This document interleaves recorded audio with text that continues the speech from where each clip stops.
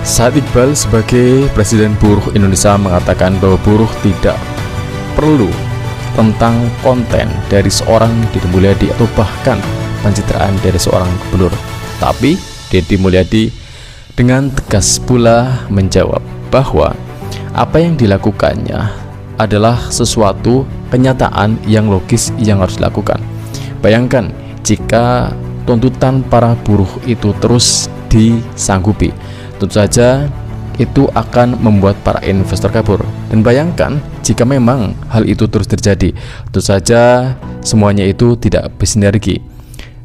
Buruh tidak mempunyai pekerjaan dan bahkan para investor pun kabur karena tidak mempunyai kesanggupan untuk memenuhi tuntutan dari para buruh.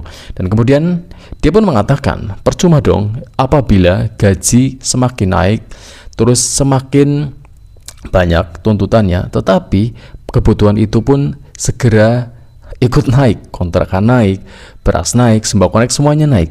Dan tentu saja itu menjadi sebuah dari pertimbangan Deddy Mulyadi untuk menetapkan kebijakan yang sekarang ia lakukan. Dan semoga saja semuanya aman, damai, sejahtera. Coba adu nyali dengan buruh, orang yang terburuh. Itu 8 juta pengikutnya yang bergabung dengan kita di sini. Gak usah main sosmed ngancem-ngancem.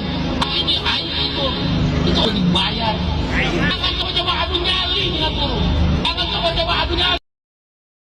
Jangan terlalu pencitraan. Stop pencitraan.